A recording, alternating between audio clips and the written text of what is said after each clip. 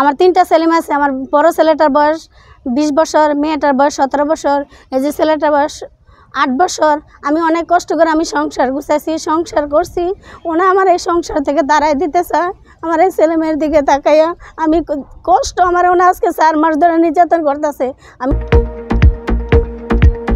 পঞ্চম বিয়ের পায়তারায় মোস্তফা, লম্পট স্বামীর নির্যাতন থেকে বাঁচতে বিলকিস আক্তারের সংবাদ সম্মেলন।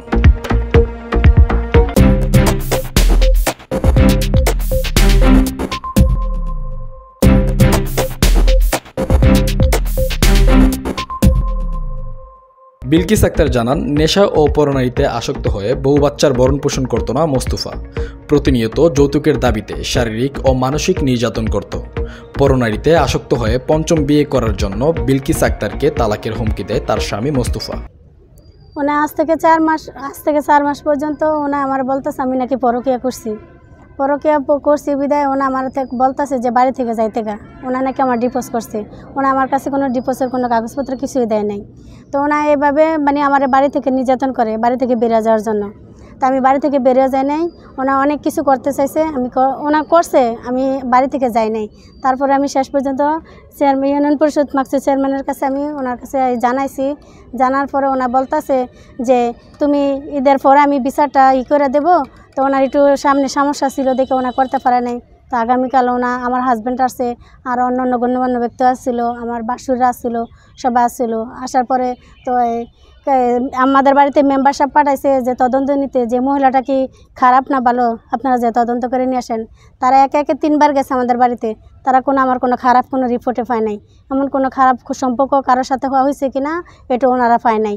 তো চেয়ারম্যান সাহেব বলতেছে যে মহিলার তো কোনো দোষে একে 3বার বাড়িতে তোমার বাড়িতে লোক পাঠাইছি, আবার আমি তদন্ত নিছি, কোনো খারাপ কোনো কিছুই পাইতেছি না। তো এক কাজ করো, তুমি মহিলাটারে থাকার মতো একটা রুম, 3টা বাচ্চার দিকে তাকাইয়া একটা থাকার মতো একটা রুম দাও, ছেলে মেয়ে নিয়ে থাকো। তোমার যদি বিয়ে শাদী করতে মন চায় তুমি বিয়ে শাদী করো, সমস্যা নাই, তুমি বিয়ে করো।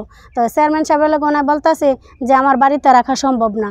তো ওনা আবার বলছে যে 3টা ছেলে মেয়ের দিকে তাকাইয়া তোমার মেয়েটার দিকে তাকাইয়া তুমি এই বউটারে এক সাইড করে একটা রুম দিয়ে রাখো, খাওয়ান খরচা টাকা দিও, আর তোমার বিয়ে শাদী করতে মন চাইলে তুমি বিয়ে করো। ওনা মানে না। ওনা এই জায়গা থেকে উঠে চলে যাওয়ার পরে ওনা যায় নাকি চেয়ারম্যান সাহেবের নামে থানায় যে অভিযোগ দেয়, আবার এই করে আমার নামে দিছে, ওনার নামে দিছে। তো আমি ওনার নামেও দিছে, আমার নামেও দিছে। তো আমি আজকে ওনার নামে যে থানা বন্ধ, কালকে আমারে রাতের 12টার দিকে ওনার মা, ওনার বোন, ওনার ভাই আমার মারধর করে বাড়িতে তারাই দিতে চায়। আমি বাড়িতে বেরিয়ে যেতাম, আমার নির্যাতন করে।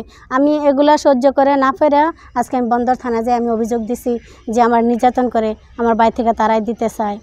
ওনার আমার বাড়ি থেকে তারাইতেছে বিয়ে করার জন্যই। তো আমার 3টা ছেলে আছে। আমার বড় ছেলেটার বয়স 20 বছর, মেয়েটার বয়স 17 বছর, এই যে ছেলেটার বয়স 8 বছর।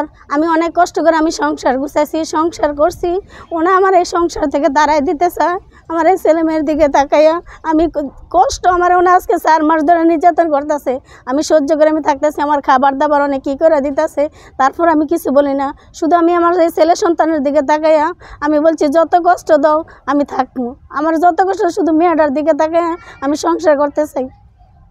প্রশাসনের কাছে আমার দাবিটা কি, আমি যেন সুস্থ বিচার পাই, আমার ছেলে মেয়ে নিয়ে, আমার স্বামী নিয়ে যেন আমি সুখে শান্তিতে থাকতে পারি। আমি আপনাদের কাছে শুধু এটাই চাই। রিপোর্টার BM আলতাজিমুল কোবরা, দৈনিক আজকের বাংলাদেশ, ডেস্ক রিপোর্ট। মোস্তফা প্রতিনিয়ত যৌতুকের দাবিতে শারীরিক ও মানসিক নির্যাতন